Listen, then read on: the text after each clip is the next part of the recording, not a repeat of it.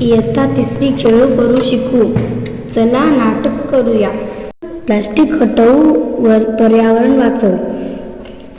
वसंत, राघव आणि सुमन शाळेत. राघव म्हणाला, कसला विचार करतोय?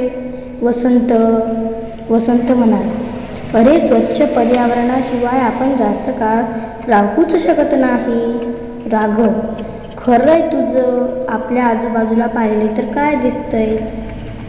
सुमन म्हणाली, प्लॅस्टिकच्या बाटल्या, पिशव्या, कागद, त्यामध्ये सर्वात जास्त प्रमाण चॉकलेट्स आणि इतर खाद्यपदार्थांच्या कागदेच दिसतात. सुमन, हो ना, रस्त्याच्या दोन्ही बाजूला, मैदानाच्या कडेला, बागेमध्ये सगळीकडे हा कचरा, प्लॅस्टिकचा कचरा दिसतो.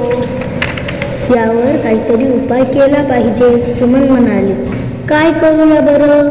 राघव म्हणाला, या पर्यावरणाचे सगळ्यात जास्त प्रदूषण प्लॅस्टिकच्या कचऱ्यामुळे होतंय असं मला तरी वाटतंय. सुमन म्हणाली, याचा पुनर्वापर केला तर त्यापासून अनेक वस्तू तयार करता येतील. वसंत, त्या प्लॅस्टिकच्या वस्तू तयार होणार ना? सुमन, मी तर म्हणते या प्लॅस्टिकच्या भस्मासुराला पळूनच लावलं पाहिजे. राघव, त्यासाठी आपण आपल्यापासूनच सुरुवात करूया. सुमन, पहिल्यांदा ओला कचरा, कोरडा कचरा वेगळा करूया. वसंत, आपला परिसर स्वच्छ ठेवू आणि कचरा कुंडीत टाकूया. राघव, प्लॅस्टिकच्या पिशवीऐवजी कापडी पिशवी वापरू.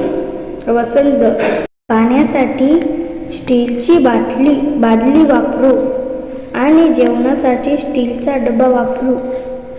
राघव, बरं का मित्रांनो, प्लॅस्टिक आवरण असलेला कोणताही पदार्थ शाळेत आणायचा नाही, तरच हे अभियान यशस्वी होईल.